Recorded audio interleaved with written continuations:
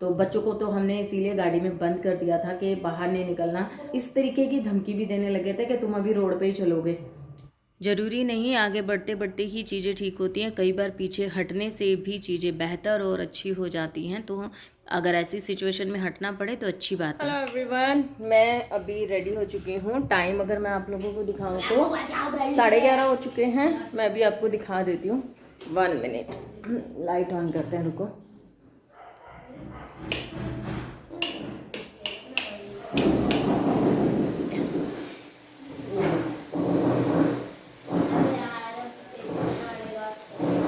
ये जो घड़ी है ना, ये 10 मिनट आगे है, इस वजह से आपको जो लग रहा होगा ज़्यादा हो रहा है। 10 मिनट आगे तो 11:30 हो गए हैं और जोतबाती हो चुकी है, 11:30 हो गए हैं और सबका खाना पीना हो चुका है, मतलब सिवाय मेरे। अभी मैंने जोतबाती की थी और मशीन लगाई है, मशीन में काम चल रहा है अभी। यहाँ पे बच्चे नहा कर बैठे हुए हैं। चिल्लाओ मत बेटा, मिक्की मत जाओ तुम, मिक्की जाओ नहा लो। तुम ही रह गई हो, सब नहा चुके हैं। नहीं वही वाली बात है ना, मैंने कहा था ना सुबह नहा लेती। अभी जो है तनुष नहा चुका है, बस महक रह गई है नहाना। ये नहा लेगी, घर का ऑलमोस्ट काम डन है। बस मुझे अब अपने लिए बनाना नाश्ता। 11 हो गए, मैंने अभी तक नाश्ता नहीं किया। सब हो चुका है बेटा, और सिर्फ पानी में हूँ। सुबह से 1 कप मतलब 1 गिलास पानी पिया है, तब से बैक टू बैक लगी हुई। इनको जाना था, संडे है आज, फिर भी इनको जाना था। बहुत आवाज़ कर रहे हैं ये बच्चे। इन्हें जब खासकर कहो चुप रहे तो नहीं चुप रहेंगे। इसकी भी तो आवाज कम कर सकते हो। बोल रहे आवाज कम कर ले। मैं इतनी क्यों करूं, मेरे को सुनाई नहीं देता इनके ढिल्लों से। 1 मिनट। तो अब चलो मैं ना फटाफट से अपने लिए खाना बना लूँ। मुझे मेरा मतलब है ना, अब शरीर टूट रहा है बिल्कुल। खाना बस खाना है। तो आलू के पराठे बनाए थे मैंने आज सबको।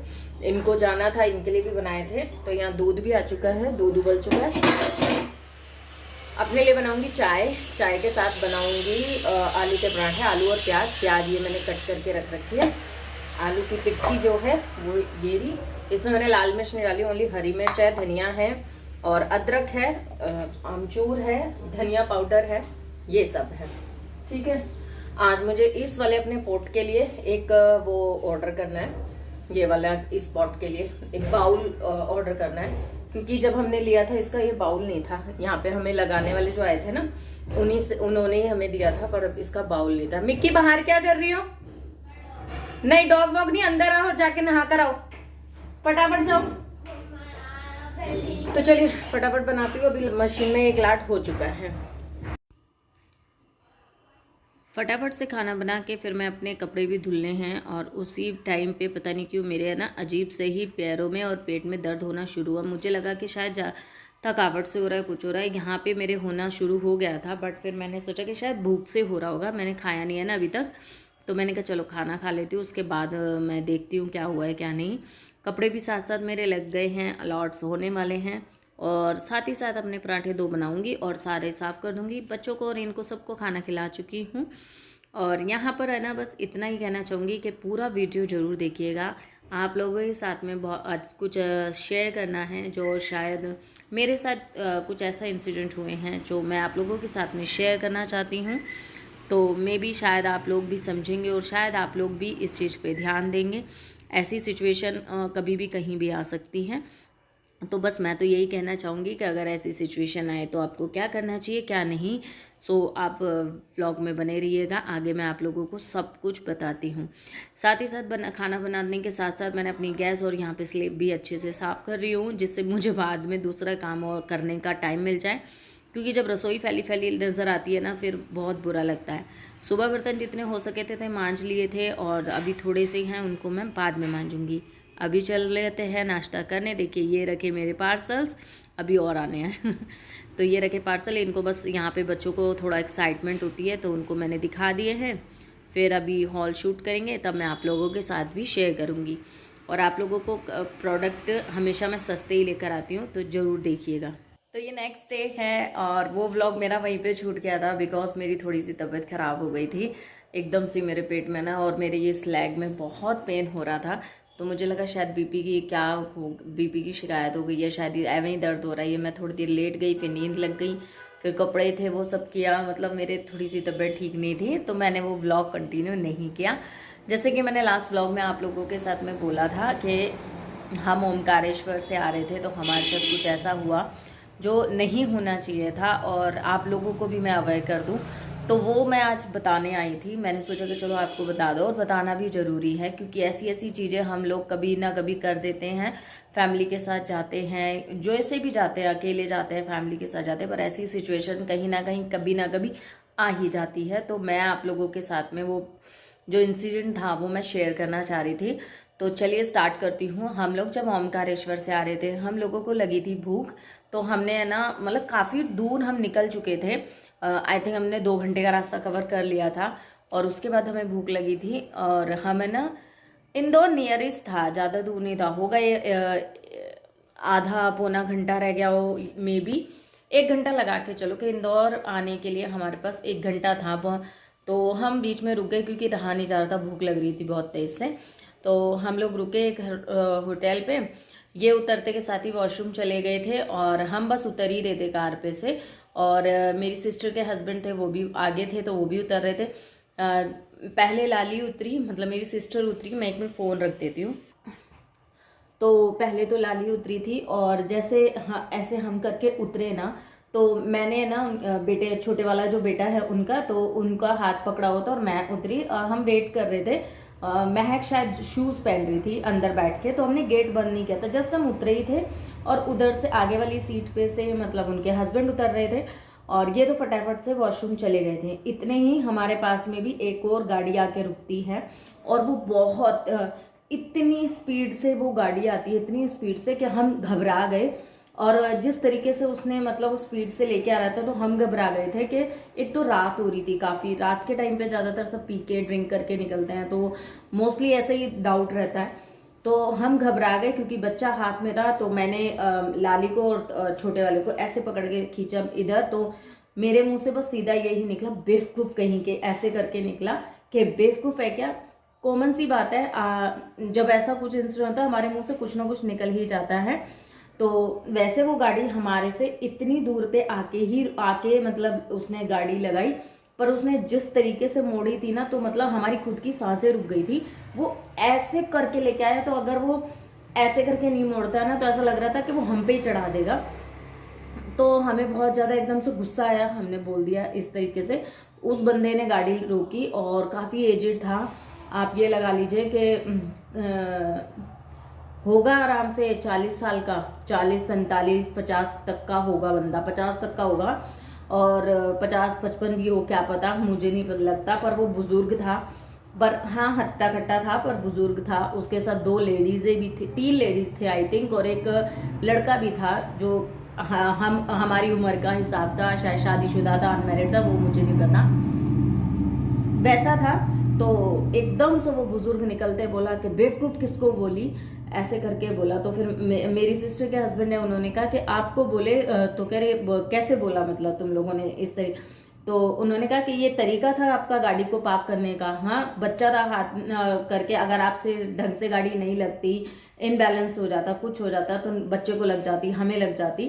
तो मतलब फिर वो बहुत ज़्यादा आर्गुमेंट करने लग गए थे। मतलब उनका तो ऐसा लग रहा था जैसे वो कहते हैं ना, भिड़ना ही था उन लोगों को। तो हमारे से बहुत ज़्यादा उनकी आर्गुमेंट हो गई, बहुत ज़्यादा। और वो आर्गुमेंट कब हाथापाई में मतलब हो गई, हमें खुद को नहीं पता चला। मतलब उनकी जो उनके हाँ वो जेंट्स है ना, एक्चुअली हम लोगों को अकेला समझ रहा था कि बच्चे हैं, लेडीज हैं 2, और एक ही जेंट्स है इनके साथ, वो भी मतलब पतले दुबले से हैं। तो और वो 2 जेंट्स थे, हट्टे खट्टे टाइप से थे, 3 लेडीजें थी। तो उन्हें लगा कि ये नॉर्मल है, तो वो हम पे मतलब हावी हो रहे थे और बोल रहे थे बहुत तेज तेज। तो हम भी खूब तेज तेज उनको बोलने लगे कि तुम्हें बोला हमने, ऐसे कोई तमीज़ होती है, बच्चे को लग जाती, ये लग जाती। तो वो बहुत ही वाहियात लैंग्वेज यूज़ कर रहा था वो बुढ़ा।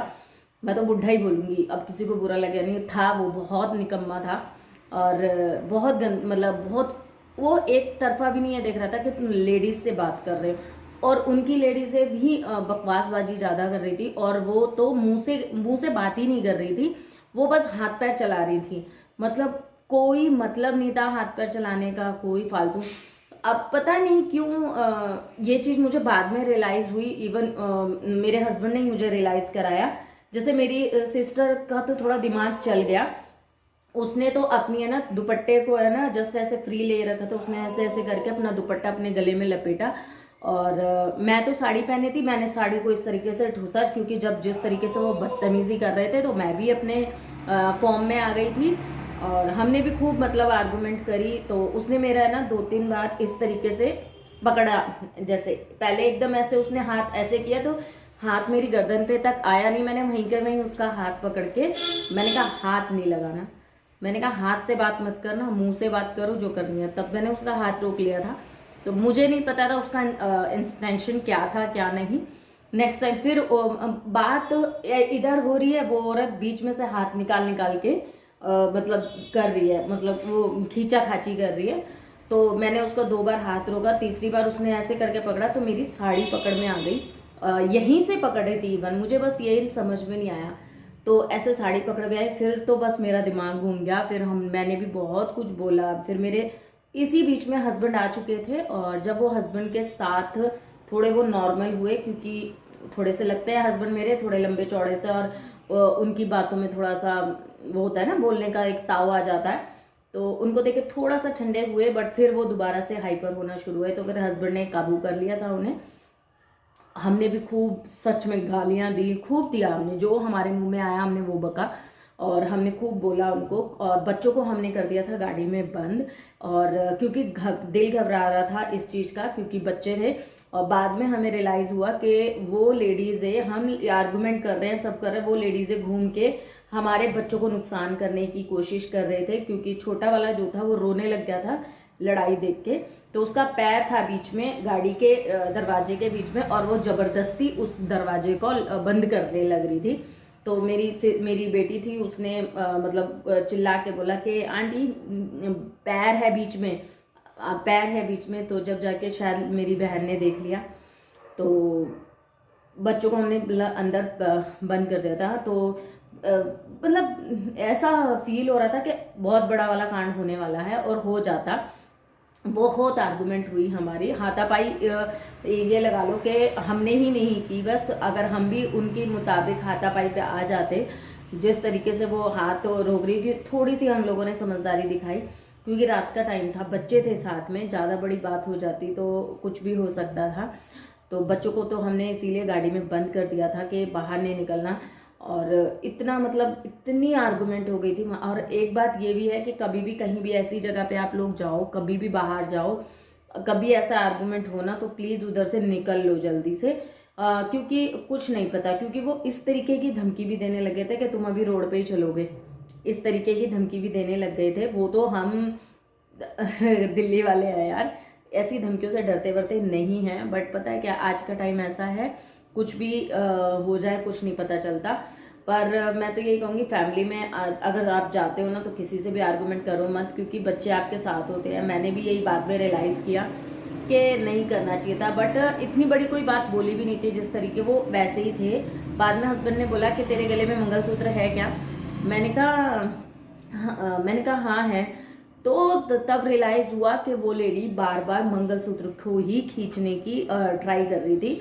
मैंने तब रियलाइज़ किया कि उसका हाथ ना ही मेरे हाथों में आ रहा था, ना कुछ आया था, वो बार बार बस मेरे ही गले पे ही हाथ मार रही थी, बार बार गले पे हाथ मार रही थी, और मैं उसका हाथ रोक रही थी। तो लाली कह रही, फिर लाली ने तो बताया कि दीदी मेरा तो दिमाग चल गया था, मैंने तो अपना दुपट्टा लपेट लिया था। पर वो जिस तरीके से हाथापाई या चढ़ने की कोशिश कर रहे थे, वो बहुत बुरे थे, बहुत बुरा मतलब हुआ था। इसीलिए भैया सेफली जाओ। कुछ ऐसे लोग होते हैं जो शायद इसी माइंड के साथ चलते हैं, क्या पता वो कौन थे, कैसे थे, या फिर ऐसे ही लूटने खसोटने वाले बंदे थे। क्योंकि जस्ट बेवकूफ़ कहने पे इतना बड़ा आर्गुमेंट करना, ये जस्ट मतलब बेवकूफ़ाना हरकत ही है। और बच्चों के साथ मिसबिहेव करना, या फिर हमारे साथ मिसबिहेव करना, उनकी लेडीज़ें इस तरीके, वो एक बार भी नहीं सोचा उन्होंने कि बच्चे को सही में लग जाती, किसी ने भी सेंसिबल वाली कोई बात नहीं करी। तो बस मैं इतना ही कहना चाहूँगी कि अपना और अपने घर वालों का ध्यान रखो। कभी भी ऐसी सिचुएशन आए तो या तो सीधा ही पुलिस को फ़ोन करो, या तो फिर निकल जाओ। हम लोग निकल गए थे, पर आर्गुमेंट इतना बुरा हो गया था कि हमारे कम से कम 2 दिन तक हमारे दिमाग में वो बातें रही थी। और पर ये था कि सही था। मुझे गुस्सा इसलिए आ रहा था कि हमने एक्शन क्यों नहीं लिया। फिर बाद में रियलाइज़ हुआ ज़्यादा हम बोलते मारते या पीटते कुछ भी करते, बच्चे थे साथ में, बड़ी लड़ाई होते होते कुछ भी हो जाता। बाद में रियलाइज़ आया, कहते हैं ना गुस्सा वाला जो दिमाग होता है ना उसमें कुछ भी आ सकता है। तो सही था, जो भी साथ थे हमारे तो सबने अच्छे से हैंडल कर लिया था, पर सिचुएशन बहुत बिगड़ सकती थी और क्या कह सकते हैं यार। चलिए इस व्लॉग को करती हूँ यहीं पे एंड, फिर मिलती हूँ आपसे। Bye bye and take care. अपना और अपने घर वालों का ध्यान रखना। कभी भी बाहर जाओ तो कोई आर्गुमेंट मत करना। लोगों को आज के टाइम में पता नहीं है, उन्हें खुद जीना नहीं होता और दूसरे को भी जीने नहीं देना चाहते। तो बस यही कहना चाहूँगी मैंने सोचा कि आप लोगों के साथ में ये इंसिडेंट मुझे शेयर करना चाहिए, इसलिए मैंने शेयर किया।